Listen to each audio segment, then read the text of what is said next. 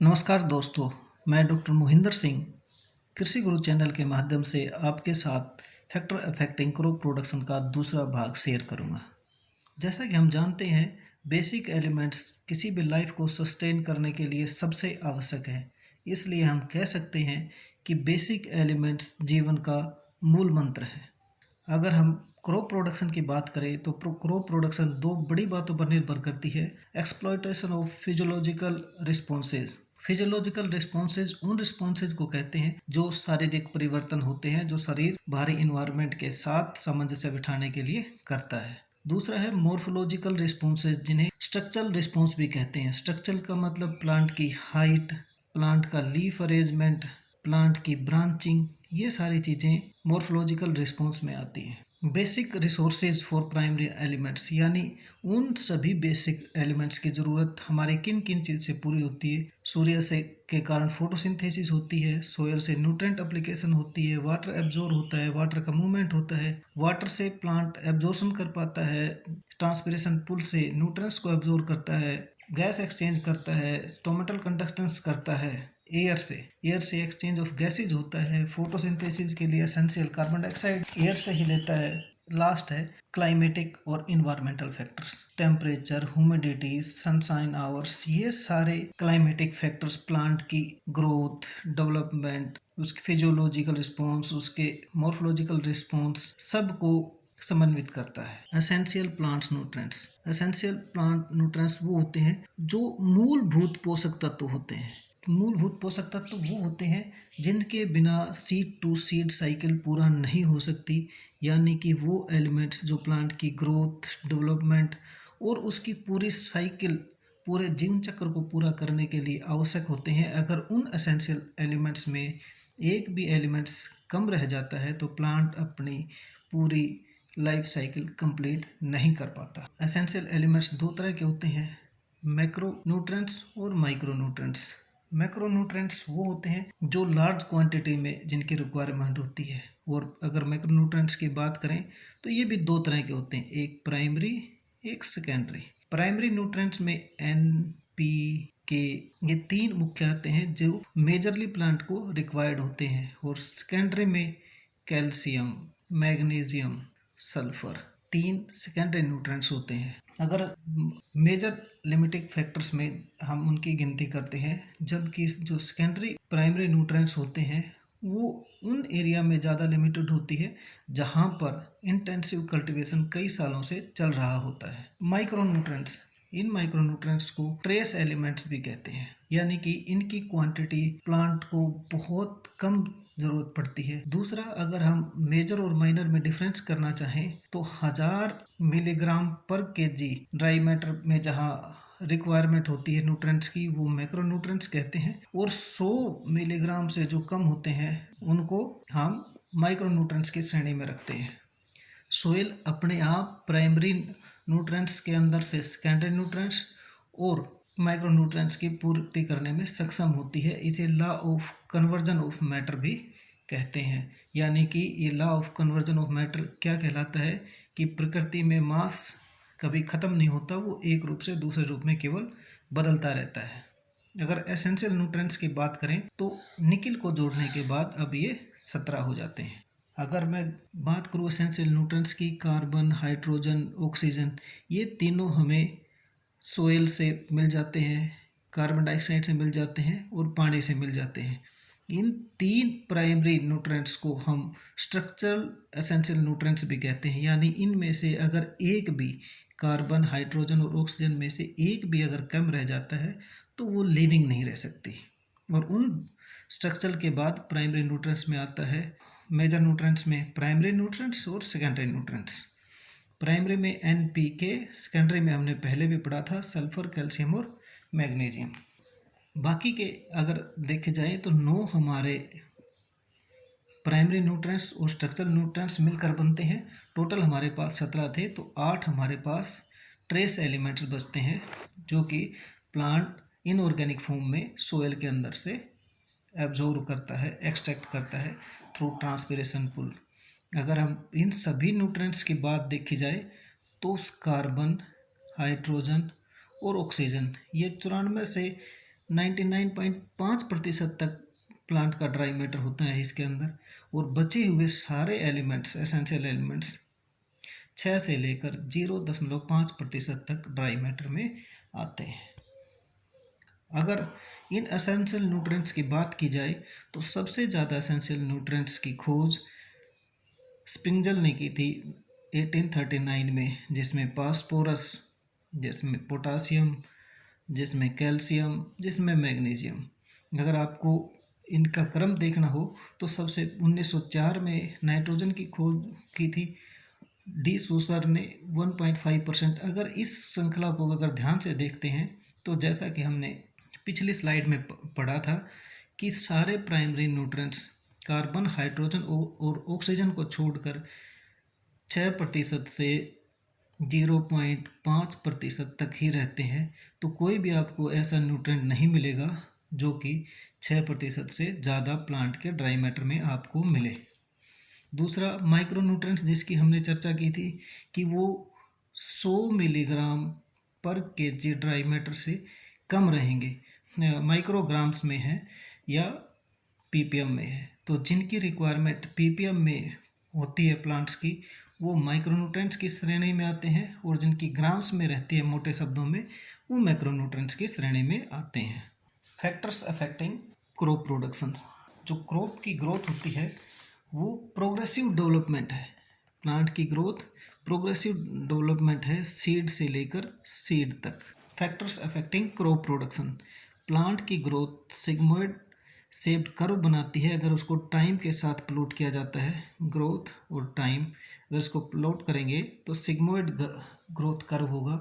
ये progressive development है। जो ग्रोथ है ये प्रोग्रेसिव डेवलपमेंट है। स्टार्ट होती है ग्रोथ, फिर आगे बढ़ती है धीरे धीरे बड़ी तेज़ी के साथ, और फिर मैच्योरिटी पर जाकर नीचे की तरफ आना शुरू हो जाती है, जिसको डिमिनिशिंग फेज कहते हैं। ये लैग फेज कहलाता है जो स्टार्ट में धीरे धीरे बढ़ता है। फिर लॉग फेज कहलाता है जब प्लांट का लीफ एरिया सफिशिएंट होता है और वो सूरज की रोशनी को ज़्यादा हार्वेस्ट करने में सक्षम होता है। फिर प्लांट की एक स्टेज आती है जहाँ पर धीरे धीरे ग्रोथ कम होना स्टार्ट हो जाती है। इसको डिमिनिशिंग फेज के नाम से हम जानते हैं। अब वो फैक्टर्स जो इस सिग्मोइड ग्रोथ कर्व को या प्लांट की ग्रोथ को इफेक्ट करते हैं वो आते हैं।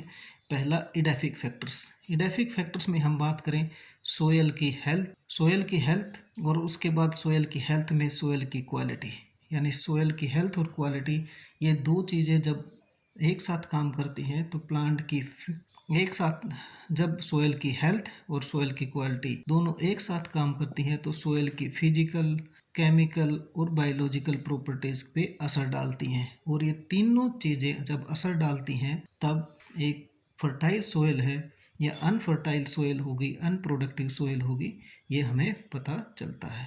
इडेफिक फैक्टर में सब एक बड़ी बात और आती है कि सोयल आपकी सैंडी है, लोम है, सिल्ट है, क्ले है, ये बताती है कि सोयल की फर्टिलिटी कैसी होगी।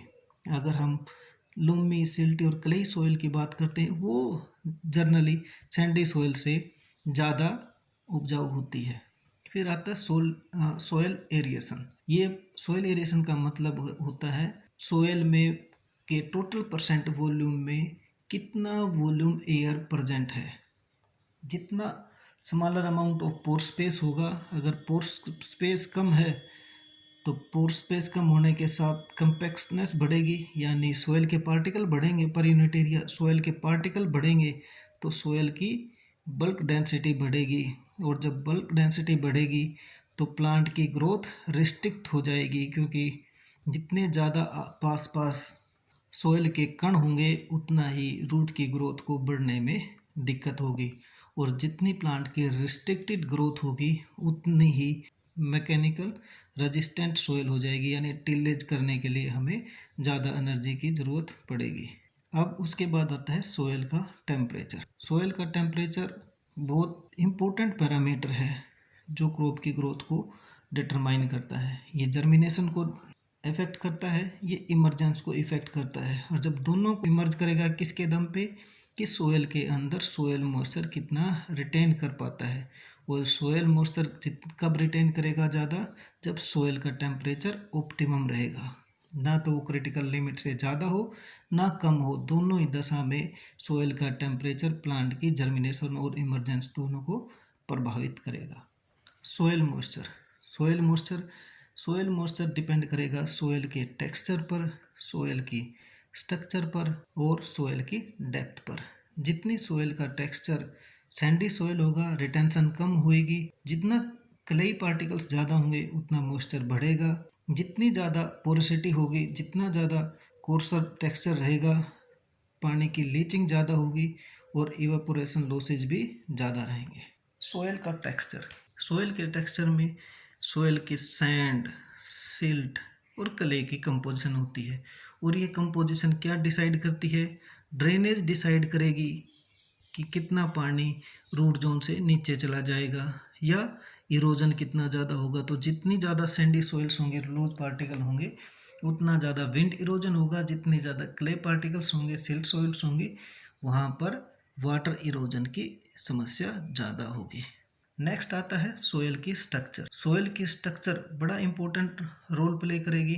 सोयल की जो स्ट्रक्चर होती है वो दो बड़ी बातों पर निर्भर करती है, एक नेचुरल एक्टिविटीज़ पर, एक एंथ्रोपोजेनिक एक्टिविटीज़ पर, यानी मैन से जो एक्टिविटीज़ की जाती होंगी। और ये दोनों चीज़ें क्या निर्धारित करती हैं? सोयल की पोरोसिटी। अब जब पोरोसिटी में क्या होगा, जितनी ज़्यादा नेचुरल एक्टिविटीज़ होंगी, बरसात है, गर्मी है, सर्दी है, वो सोयल की स्ट्रक्चर को डिस्टर्ब करेंगी, स्टेबल नहीं रहने देंगी। दूसरी एंथ्रोपोजेनिक एक्टिविटीज़, हम उसका लैंड यूज़ कैसे कर रहे हैं, बाग में ले रहे हैं, कल्टीवेशन में ले रहे हैं, वो सारी चीज़ें सोयल के स्ट्रक्चर को डिस्टर्ब करेंगी ओवर ए लॉन्ग टाइम। और जितने ज़्यादा पोर्स की क्वांटिटी का अरेंजमेंट रहेगा, वो क्या डिसाइड करेगा? Water holding capacity. Water holding capacity decide करेगी इनफिल्ट्रेशन रेट। इनफिल्ट्रेशन से क्या पता चलेगा? हमें परमाबिलिटी और उससे रूट का पेनिट्रेशन। तो ये सारी चीज़ें सोयल की स्ट्रक्चर पर डिपेंड करेंगी। टोपोग्राफी में क्या होगा? टोपोग्राफी सोयल का ऊंचा नीचापन जो हमें देखने से साफ पता चल जाता है, ये डिसाइड करेगा हमारे सोयल का इरोजन, कि जितनी ज़्यादा टोपोग्राफी अनइवन होगी, इरोजन के चांसेस ज़्यादा होंगे। हमें कौन सा मेथड ऑफ कल्टीवेशन यूज करना है वो भी कौन डिसाइड करेगा? टोपोग्राफी डिसाइड करेगी। और मोड ऑफ ट्रांसपोर्टेशन की फैसिलिटीज़ क्या रहेंगी वो भी क्या डिसाइड करेगा? टोपोग्राफी के द्वारा ही डिसाइड होगा। अब आती है सोयल की। सोयल की केमिस्ट्री में हम न्यूट्रिएंट अवेलेबिलिटी और कैटायन एक्सचेंज कैपेसिटी के बारे में पढ़ेंगे। प्लांट को क्या होता है, बहुत सारे न्यूट्रिएंट्स की ज़रूरत पड़ती है। और न्यूट्रिएंट्स क्या होते हैं? बाउंडेड फॉर्म में होते हैं, कॉम्प्लेक्सेज में रहते हैं, कॉम्प्लेक्स। और वो कॉम्प्लेक्स भी दो तरह के होते हैं, एक लार्ज कॉम्प्लेक्स, एक स्मॉलर कॉम्प्लेक्स या सिंपलर कॉम्प्लेक्स। और ज़्यादातर न्यूट्रिएंट्स बाउंडेड होते हैं लार्ज कॉम्प्लेक्स में, जिनको प्लांट इजीली ले नहीं पाता। तो इन लार्ज कॉम्प्लेक्सेज का स्मॉलर कॉम्प्लेक्सेज में कन्वर्ट होना बहुत ज़रूरी है, वही अवेलेबल फॉर्म में होती हैं। और ये क्या डिसाइड करती हैं? सोयल की फर्टिलिटी स्टेटस को डिफाइन करती हैं। तो सोयल की केमिस्ट्री ये डिसाइड करेगी कि प्लांट में न्यूट्रिएंट्स कैसे जाएंगे। अब प्लांट क्या करता है, जो भी न्यूट्रिएंट लेगा वो सोल्यूबल फॉर्म में लेगा, यानी पानी के साथ मिक्स करके। और जो भी साल्ट पानी के साथ मिक्स होगा तो वो टूट जाएगा इलेक्ट्रिकल चार्जेज में। उन इलेक्ट्रिकल चार्जेज को हम क्या नाम देते हैं? आयंस नाम देते हैं। और वो आयन ही प्लांट ले पाता है, क्योंकि प्लांट पूरा का पूरा न्यूट्रिएंट नहीं ले पाता, उसे आयनिक फॉर्म में कन्वर्जन की ज़रूरत पड़ती है। अब ज़रूरत पड़ेगी तो इलेक्ट्रिक चार्ज आयंस को कैसे हम डिफाइन करेंगे? आयंस दो तरह की होती हैं, एक पॉजिटिव चार्ज, एक नेगेटिव चार्ज।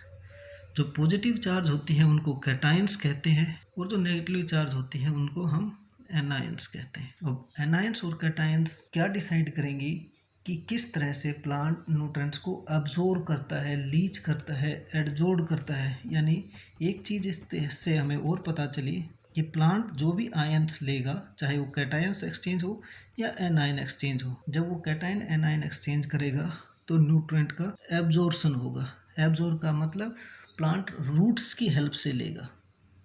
दूसरा तरीका क्या होता है, उन न्यूट्रिएंट्स की लीचिंग हो जाएगी, पानी के साथ ज़मीन के नीचे चले जाएंगे जहाँ से वो नहीं ले पाता। और थर्ड है एडजॉर्ब्ड। एडजोर्ड का मतलब अटैच्ड रहेंगे किसी सोयल पार्टिकल्स के साथ। तो ऐसे न्यूट्रेंट्स का फ्लो होता है सोयल से प्लांट के अंदर, और ये डिसाइड होता है कि प्लांट न्यूट्रेंट ले पाएगा या नहीं ले पाएगा, क्योंकि वो छोटे कॉम्प्लेक्स यानी सिमिलर कॉम्प्लेक्स या लार्ज कॉम्प्लेक्स में रहेगा। तो लार्ज कॉम्प्लेक्स से प्लांट न्यूट्रेंट्स को ले नहीं पाता, और वो सोयल की एबिलिटी जिसके द्वारा प्लांट कैटायंस को एब्जॉर्ब करता है जमीन के अंदर से, भूमि के अंदर से, वो क्या कहलाती है? कैटायन एक्सचेंज कैपेसिटी कहलाती है सोयल की। अब इकोनॉमिक फैक्टर्स में market, transport facilities, labour, capital, government policies, ये वो इकोनॉमिक फैक्टर हैं जो किसी एक क्षेत्र में एग्रीकल्चर की किसी पर्टिकुलर एक्टिविटी को फ्लोरिश या रिस्ट्रिक्ट करेंगे। क्योंकि जितनी ज़्यादा पॉलिसीज़ पे एमएसपी ज़्यादा होगी, बायबैक की फैसिलिटीज़ होगी, सब्सिडी होगी, ट्रांसपोर्टेशन होगा, उतना ही ज़्यादा एक एग्रीकल्चरल एक्टिविटी या इंटरप्राइजेज क्षेत्र में काम करेगी। तो इडेफिक फैक्टर्स के बाद इकोनॉमिक फैक्टर हैं जो किसी भी क्रॉप प्रोडक्शन का भविष्य किसी क्षेत्र में तय करते हैं। फिर आता है इन्वायरमेंटल या क्लाइमेटिक फैक्टर्स। क्लाइमेटिक फैक्टर्स में लाइट का सबसे इम्पोर्टेंट रोल है, क्योंकि लाइट फोटोसिंथेसिस करती है, उससे फोटोसिंथेट्स बनते हैं, ग्रोथ होती है, डेवलपमेंट होती है प्लांट की। ये सारी प्रक्रियाएं लाइट की उपस्थिति में होती हैं। और लाइट क्या करती है? लाइट जो विजिबल फॉर्म में किसी पत्ते पर, किसी चीज़ पर गिरती है, उन छोटे छोटे लाइट्स के कणों को हम क्वांटा कहते हैं या फोटोन भी कहते हैं। तो ये क्वांटा और फोटोन एक्टिविटीज़ को इंक्रीज करते हैं और उससे अलग अलग प्रक्रियाएं शुरू होती हैं। तो प्लांट के संदर्भ की अगर बात करी जाए तो प्लांट में लाइट क्या करती है?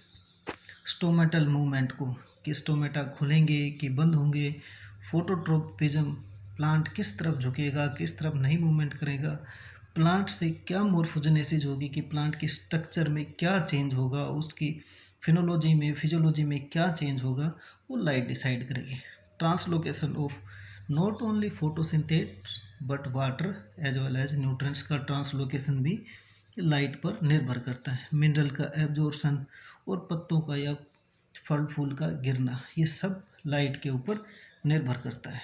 अब लाइट की बात करी जाए तो लाइट में लाइट की क्वालिटी, तो लाइट की क्वालिटी में देखा जाए तो लाइट की क्वालिटी जो होगी वो प्लांट के डेवलपमेंट में बड़ा इम्पोर्टेंट रोल अदा करेगी। फोटोसिंथेसिस, फोटोट्रोपिज्म, रेस्पिरेशन, ये सब लाइट की ड्यूरेशन पर निर्भर करती है। तो लाइट की ड्यूरेशन देखा जाए मोटा मोटा तो 12 से 14 घंटे अमूमन प्लांट के लिए सफिशिएंट है। इससे ज़्यादा और कम ये long day, short day plants की मार्किंग में हेल्प करती है। अगर देखा जाए तो पृथ्वी पर सूरज की केवल 42% ही सनलाइट पहुंचती है। उस 42 में से 40 वापस हीट के रूप में चली जाती है, 2% पौधे यूज करते हैं। उस 2% यूज करने में भी प्लांट्स को बहुत मेहनत करनी पड़ती है। आखिर में जाकर प्लांट केवल 0.1 से लेकर 1.6% तक ही सूरज की रोशनी को इनकॉर्पोरेट कर पाता है टिश्यू में। बाकी वापस सूरज की रोशनी वायु यूनिवर्स में चली जाती है, क्योंकि energy can neither be created nor be destroyed at all. अब उसके बाद आती है लाइट की इंटेंसिटी। लाइट की इंटेंसिटी का मतलब ये है कि जैसे जैसे लाइट बढ़ेगी वैसे वैसे फोटोसिंथेसिस बढ़ेगी, फोटोसिंथेसिस बढ़ेगी, ग्रोथ बढ़ेगी, ग्रोथ बढ़ेगी तो यील्ड पैरामीटर्स बढ़ेंगे, यील्ड पैरामीटर्स बढ़ेंगे तो अल्टीमेटली यील्ड बढ़ेगी हमारी। और उसके बाद एक इम्पोर्टेंट टॉपिक आती है, ये ड्यूरेशन गलती, इट इज़ क्वालिटी। अब क्वालिटी का बड़ा महत्वपूर्ण रोल है, क्योंकि हम देखते हैं कि हमारे 7 विजिबल लाइट्स होती हैं जिसको विबगोर के नाम से जानते हैं, उनमें से भी बहुत रेयरली यूज होती हैं सारी लाइटें। तो रेड और ब्लू लाइट ये मोस्टली प्लांट की ग्रोथ को स्टिमुलेट करती है। अगर हम अकेली ब्लू लाइट की बात करें, ब्लू लाइट क्या करेगी? वेजिटेटिव ग्रोथ को प्रमोट करेगी। यानी कि हम प्लांट का जो लॉग फेज होता है अगर उसकी चर्चा करें तो उसमें ब्लू लाइट का बड़ा इंपॉर्टेंट रोल होता है। और जब प्लांट अपना फेजिक चेंज करता है वेजिटेटिव से रिप्रोडक्टिव में, तब रेड और ब्लू लाइट का कॉम्बिनेशन इम्पोर्टेंट रोल करता है रिप्रोडक्टिव स्टेज में, और ये फ्लोरिंग को बढ़ाता है। ग्रीन लाइट का सबसे मिनिमम रोल होता है। उसके बाद इम्पोर्टेंट पैरामीटर आता है टेम्परेचर। टेम्परेचर प्लांट की लगभग हर गतिविधि को परिवर्तित करेगा, जिसमें फोटोसिंथेसिस आ जाती है, जिसमें डोरमेंसी आ जाती है, जिसमें रेस्पिरेशन आता है, जिसमें सीड का जर्मिनेशन आता है, जिसमें ट्रांसलोकेशन आ जाता है, जिसमें प्रोटीन की सिंथेसिस और डीनेचर दोनों आती हैं। इसका मतलब अगर प्लांट के साथ टेम्परेचर का कम्बिनेशन सही नहीं बैठता एयर के टेम्परेचर का, तो उसकी ग्रोथ बहुत अधिक रिड्यूस हो सकती है, और अगर टेम्परेचर सफिशिएंट है तो यील्ड बहुत अधिक बढ़ सकती है। टेम्परेचर में एक दो चीज़ मैं और आपको डिस्कस कर दूं। जैसे जैसे टेम्परेचर बढ़ता है वैसे वैसे एंजाइमिक एक्टिविटीज़ बढ़ती हैं, यानी ये जनरल माना जाता है कि 10 डिग्री टेम्परेचर राइज पर एंजाइमिक एक्टिविटी डबल हो जाती है। और जब टेम्परेचर बढ़ता है तो बहुत से नुकसान होते हैं, रेस्पिरेशन बढ़ता है, डीनेचर ऑफ प्रोटीन्स होती है, और जब ये आती है तो प्लांट का दूसरा रूप भी आता है लो टेम्परेचर। लो टेम्परेचर में और अलग अलग दिक्कतें होती है। लो टेम्परेचर में दो इंजरी होती है प्लांट को, एक चिलिंग इंजरी, एक फ्रीजिंग इंजरी। और प्लांट जब लो टेम्परेचर में चला जाता है तो विस्कोसिटी बढ़ जाती है वाटर की। जब वाटर की विस्कोसिटी बढ़ेगी तो प्लांट के अंदर वाटर का मूवमेंट लेस हो जाएगा तो एब्जॉर्प्शन कम होगा, एब्जॉर्प्शन कम होगा तो न्यूट्रिएंट की डेफिशिएंसी प्लांट्स में बढ़ जाएगी। तो प्लांट के अंदर क्रिटिकल टेम्परेचर से कम और ज़्यादा दोनों ही घातक होते हैं। अब आती है एयर की बात। एयर में मेनली ओपनिंग और क्लोजिंग पे इफ़ेक्ट करती है एयर का मूवमेंट। हवा तेज होगी तो प्लांट को ऑक्सीजन और कार्बन डाइऑक्साइड के एक्सचेंज में दिक्कत होगी, और जिसके कारण फोटोसिंथेसिस का रेट गिर जाता है। तो गैसेस एक्सचेंज में काम आती है, फोटोसिंथेसिस में काम आती है, क्योंकि एयर की स्पीड ही मेन इंपॉर्टेंट रोल करती है, क्योंकि मेन एक्सचेंज कार्बन डाइऑक्साइड होता है। जब फोटोसिंथेसिस होगी, अगर सारी चीज़ अच्छी हैं, सनलाइट भी अच्छी है, न्यूट्रिएंट्स भी हैं, पानी भी अवेलेबल है, अगर कार्बन डाइऑक्साइड लिमिटिंग फैक्टर है तो फोटोसिंथेसिस का रेट अपने आप नीचे चला जाता है। नेक्स्ट आता है relative humidity. Relative humidity plant के अंदर प्लांट की ग्रोथ और डेवलपमेंट का वो हिस्सा तय करती है जिससे कि प्लांट का आगे का भविष्य तय होता है। रिलेटिव ह्यूमिडिटी पहले कहते किसे हैं? तो ये रिलेटिव ह्यूमिडिटी एक्चुअल में क्या होती है? Ratio of actual water vapour to the saturated water content at a given temperature and pressure है। यानी कि किसी निश्चित समय और दाब पर हवा में एक्चुअल में वाटर वेपर प्रेजेंट होता है 100% के बजाय, उसे क्या कहते हैं? रिलेटिव ह्यूमिडिटी कहते हैं। अगर कितनी ड्राइनेस है इन्वायरमेंट में ये दिखना है तो dryness of air is equal to 100 minus relative humidity, क्योंकि हम जानते हैं रिलेटिव ह्यूमिडिटी क्या होगी? एक्चुअल वाटर जो प्रेजेंट है, तो अगर एक्चुअल वाटर प्रेजेंट 100 में से घटा देंगे, 100 क्या कहलाता है? सैचुरेशन कहते हैं। तो सैचुरेशन में से जितना कम होगा वो क्या कहलाएगी? रिलेटिव ह्यूमिडिटी कहलाएगी। और अगर रिलेटिव ह्यूमिडिटी कम है तो बड़ा दिक्कत होती है प्लांट के लिए। ग्रोथ कम होगी प्लांट की, पोलिनेशन कम हो जाएगा, फोटोसिंथेसिस कम हो जाएगा, और अल्टीमेटली हमारी यील्ड कम हो जाएगी अगर हमारे पास रिलेटिव ह्यूमिडिटी कम है। तो अगर ह्यूमिडिटी ज़्यादा है, अगर ह्यूमिडिटी ज़्यादा है उसकी भी दिक्कत है। ज़्यादा ह्यूमिडिटी क्या करती है? इंसेक्ट्स को बढ़ावा देती है, पेस्ट को बढ़ावा देती है, डिजीज़ को बढ़ावा देती है, क्योंकि टेम्परेचर ज़्यादा हो, ह्यूमिडिटी ज़्यादा हो तो अल्टीमेटली प्लांट के ऊपर इंसेक्ट पेस्ट का अटैक ज़्यादा होगा। मॉडरेट ह्यूमिडिटी जो होती है, यानी 60 से 70% की जो रिलेटिव ह्यूमिडिटी होती है, वो क्रॉप प्रोडक्शन के लिए बहुत बेहतरीन होती है। अब आते हैं प्रेसिपिटेशन। प्रेसिपिटेशन में क्या होगा? प्रेसिपिटेशन का मतलब बारिश, बारिश का टाइम, बारिश की इंटेंसिटी, बारिश का टाइप, ये सब क्रॉप की ग्रोथ के डिटरमिनिंग फैक्टर हैं, क्योंकि ये प्लांट की ग्रोथ में बहुत अहम रोल अदा करेंगी। एक्सटेंडेड वेटनेस है यानी कि नमी ज़्यादा है तो बैक्टीरियल एक्टिविटी बढ़ेगी। बैक्टीरियल एक्टिविटी बढ़ेगी तो डीनाइट्रिफिकेशन बढ़ेगा। डीनाइट्रिफिकेशन बढ़ेगा तो सोइल के अंदर से नाइट्रोजन की कमी हो जाएगी, डेफिशिएंसी प्लांट शो करेगा।